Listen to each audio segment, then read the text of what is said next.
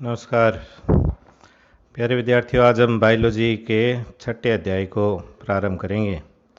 Chapter का नाम है जल अवशोषण व रसारोहण। दो मुख्य चीज़ें इसमें, एक तो है जल अवशोषण जिसको कहते हैं वाटर एब्जॉर्प्शन, और दूसरा है एसेंट ऑफ सैप मतलब रसारोहण। अब दोनों में अंतर क्या है? मूलभूत अंतर यह है कि जल अवशोषण मतलब मिट्टी में जो जल है, मृदा में जो जल है, वो मूल के जाइलम तक आएगा, उसको कहेंगे जल अवशोषण। और मूल के जाइलम से पत्तियों के जाइलम तक पानी का ऊपर चढ़ना, वो है रसारोहण। ठीक है। तो पहले हम जल अवशोषण के बारे में चर्चा करते हैं। जल अवशोषण मतलब मृदा में उपस्थित जल का मूल के जाइलम तक पहुंचने की क्रिया को जल अवशोषण कहते हैं। तो पहले ये चर्चा करनी है कि मृदा में जल कौन सा आएगा, मृदा में जल कौन सा। ठीक है।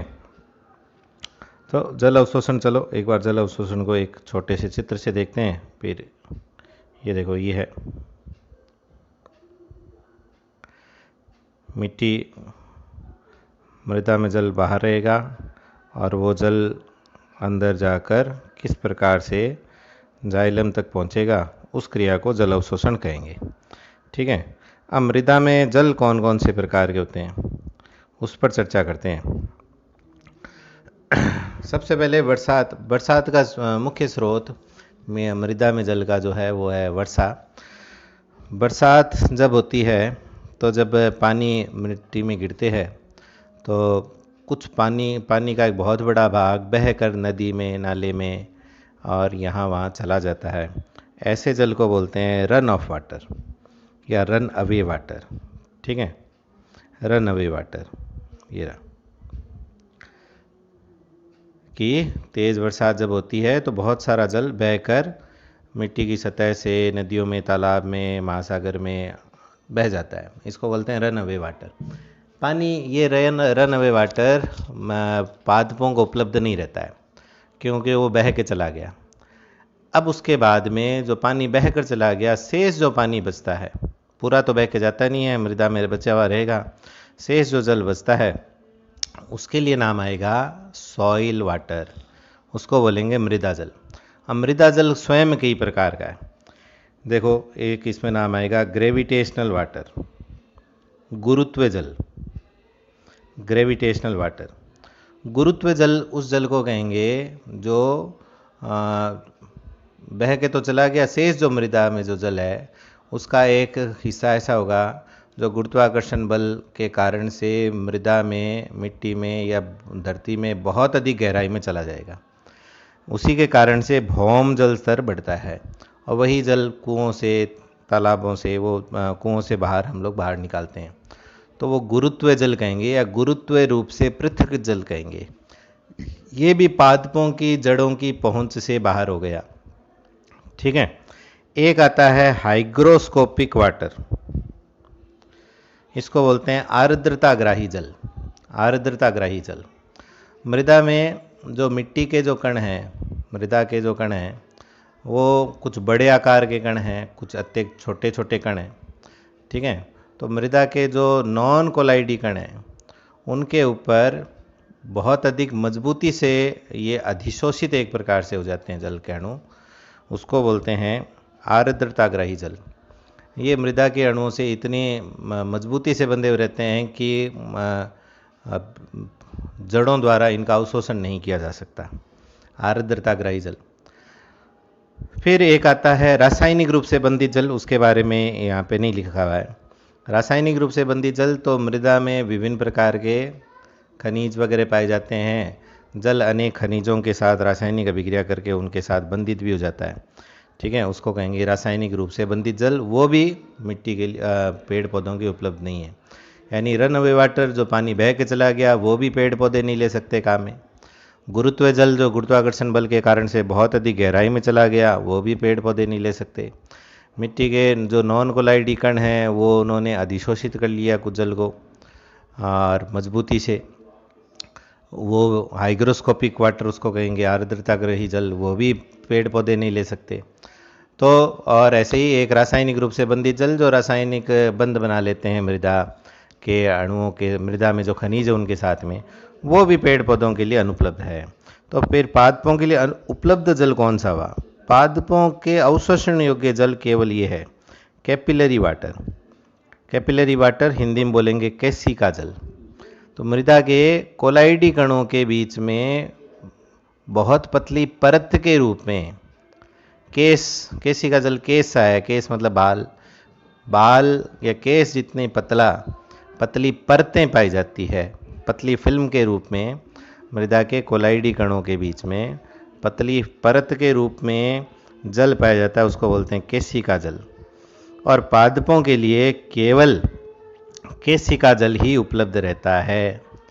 अन्य प्रकार के जल जिनके बारे में हमने उल्लेख किया है वो पादपों के अवशोषण योग्य नहीं है। एक चित्र के द्वारा भी इन तीनों प्रकार के जलों पर चर्चा करते हैं। ये पहले चित्र में ग्रेविटेशनल वाटर, गुरुत्व जल, जो कि बहुत गहराई में चला गया, ये मिट्टी के कण दिख रहे हैं, गहराई में चला जाता है, पेड़ पौधों के लिए उपलब्ध नहीं है। ठीक है। ये तीसरा हाइग्रोस्कोपिक या आर्द्रताग्राही जल, मृदा के कणों द्वारा उनके चारों ओर टाइटली या बहुत ही water strongly adheres to soil particles, है ना, बहुत मजबूती से मृदा के कणों से चिपके हुए रहते हैं, तो ये भी पेड़ पौधों के उपलब्ध नहीं है। और तीसरा और सबसे महत्वपूर्ण केसिका जल, ये जल के अणुओं के बीच में पतली परत के रूप में जो फैला हुआ है चारों ओर, ये पतली परत के रूप में जो जल है ये केसिका जल है और यही पादपों के लिए उपलब्ध है। ठीक है। ये अब हम लोग चलते हैं कि पादपों में जल अवशोषणकारी अंग कौन कौन से होते हैं। जल अवशोषणकारी अंग कौन कौन से होते हैं? तो पादप हम लोग शुरू से चलते हैं, तो एकदम शुरुआती जो पादप है वो है एल्गी। फंजाई वैसे पादप होता ही नहीं है ना। फंजाई तो अलग से ही एक जगत है जीवों का। तो एल्गी जो है शैवाल, शैवाल में कोई विशेष अंग नहीं होते हैं। और आपने 11वीं में पढ़ा है कि इनका पादप, इनका जो शरीर है वो जड़ तना पत्ती में विभेदित ही नहीं होता है। तो संपूर्ण पादप शरीर ही जल अवशोषण कर सकता है। फिर आते हैं ब्रायोफाइट्स। ब्रायोफाइट्स में मूलाभास पाए जाते हैं। मूलाभास को अंग्रेजी में बोलते हैं राइजोइड्स। मूलाभास जल अवशोषण करते हैं। फिर उसके बाद में वास्तविक जड़ तनापत्ती टेरिडोफाइट्स, जिम्नोस्पर्म्स और एंजियोस्पर्म्स में वास्तविक जड़ तनापत्तियाँ आती हैं। उनमें अवशोषण करने के लिए जो अंग है वो है मूल। ठीक है। मूल के भी अब कई सारे भाग हैं।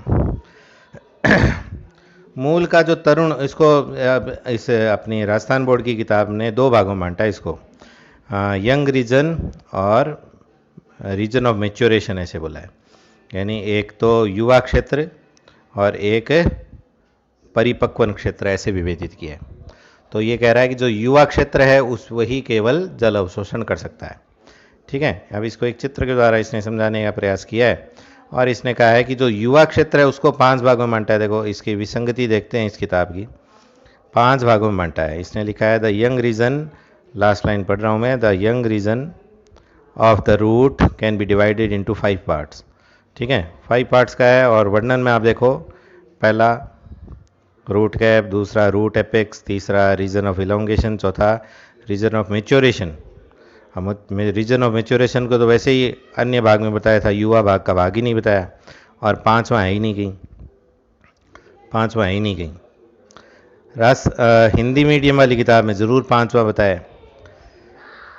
और आपने जो 11वीं में पढ़ा है मूल के विभिन्न क्षेत्र, उन्हीं को पढ़ना चाहिए। वैसे 3 ही क्षेत्र है, 3 ही क्षेत्र है। इसने 3 के 5 बना दिए।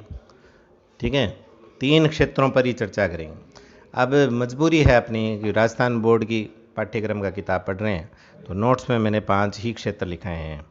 तो आपको 11वीं वाला चित्र दिखाते हैं, 11वीं एनसीईआरटी वाला, उससे चर्चा करेंगे। मूलतः 3 ही क्षेत्र है। ये देखो, सबसे पहला क्षेत्र है बिल्कुल छोटा सा क्षेत्र जिसको कहते हैं, अंग्रेजी में लिखा है region of meristematic activity, Hindi में कहेंगे विभज्योतकी क्षेत्र। विभज्योतकी क्षेत्र, विभज्योतक आपने 11वीं में पढ़ा है, ऐसा युतक जो लगातार विभाजन करता रहता है। विभज्योतक विभाजन योग्य योतक या विभाजनशील उत्तक, ठीक है, जो नई कोशिकाएं बनती रहेगी। कि वह एक बहुत छोटा सा क्षेत्र है जहाँ पे लगातार विभाजन होता रहता है। इसकी सुरक्षा के लिए इसके ऊपर रूट कैप पाया जाता है। तो अपने राजस्थान बोर्ड ने इन दो क्षेत्र बना दिए, एक तो रूट कैप, दूसरा इसको जो विभज्योतकी क्षेत्र उसके लिए लिख दिया रूट एपेक्स, ठीक है, मूल शीर्ष कह दिया। फिर ये दो का एक ही है वैसे।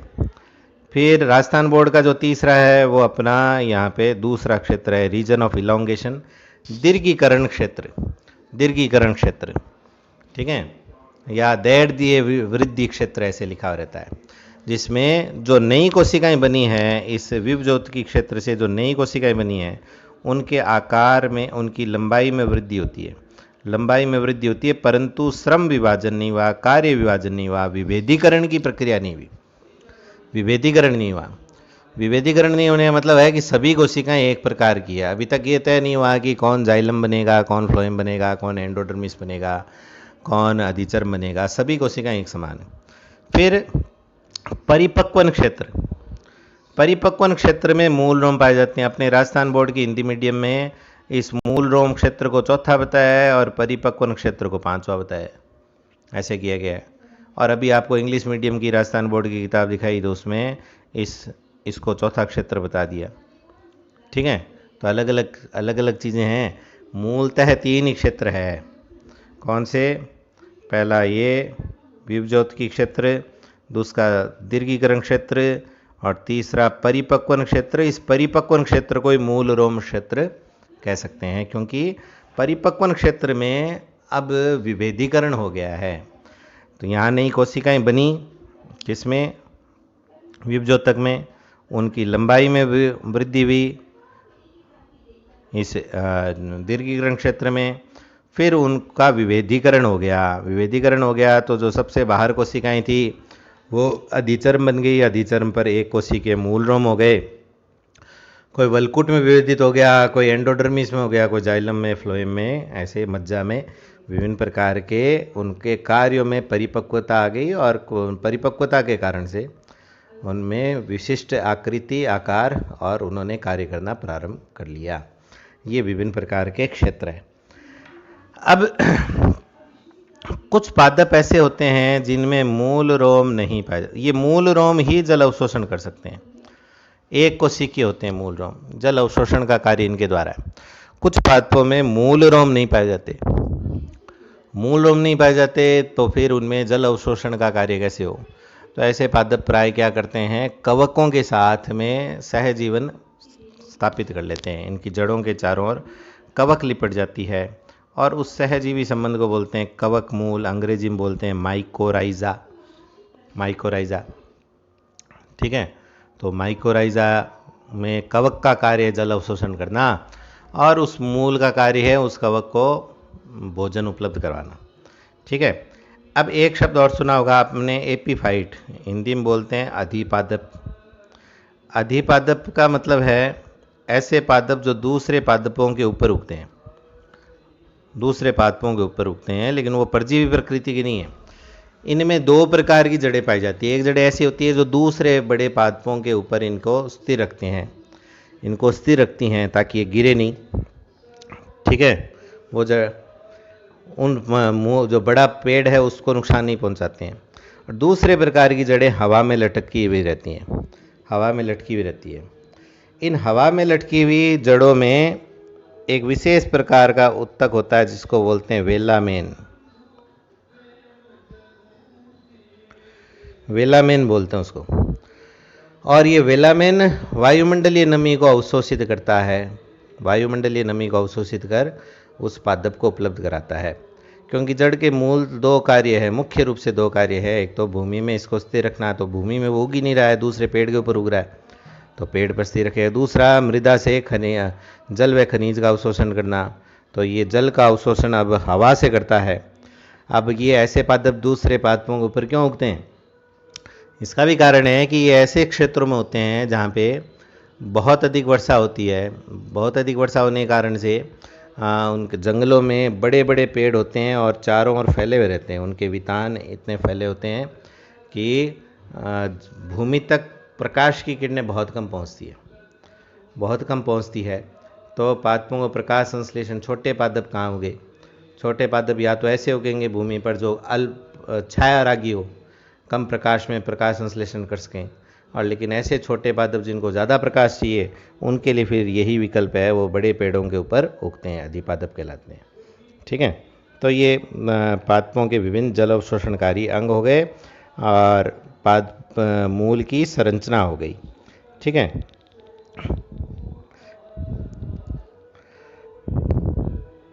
अब हम लोग देखते हैं आगे टॉपिक क्या है आपका। तो पहले आपको नोट्स में मैं आपको दिखाता हूँ।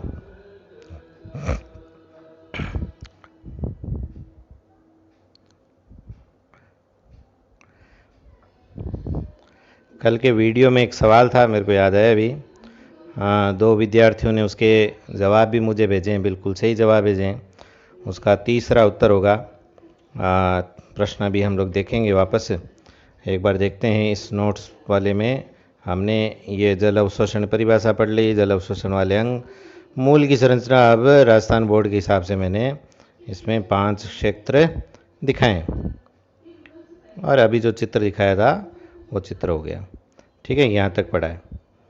मृदा जल के प्रकार का भी उल्लेख हमने कर लिया है। कल यहाँ से पढ़ेंगे पादपों में जल का पथ। ठीक है, अब उस हम लोग चर्चा करते हैं उस प्रश्न पर जो कल दिया था मैंने। ये रहा, ये प्रश्न था अपना। मैंने कहा था कि टीपी ही साईपी है, तो x के लिए साई डब्ल्यू का मान आया -25 पास्कल, y के लिए आया -10 पास्कल और z के लिए आया -15 पास्कल। जल उच्च जल विभव से निम्न जल विभव की ओर जाता है ना। तो इसके ऊपर ही लिख देता हूँ, ये 25 और ये 10 और ये 15, माइनस में सबके सब। उच्च जल विभव से निम्न जल विभव, तो y से जाएगा z की तरफ और y से जाएगा x की तरफ और z से जाएगा x की तरफ। तो ये जो चित्र है वो इसमें है, तीसरे में है ना। y से x, y से z, z से x। तो ये उत्तर सही है। 2 विद्यार्थियों ने इसका मुझे व्हाट्सएप पर भेजा था। उनका बिल्कुल सही था उत्तर। और ऐसे ही प्रश्न अभ्यास करते रहें। बहुत बहुत धन्यवाद।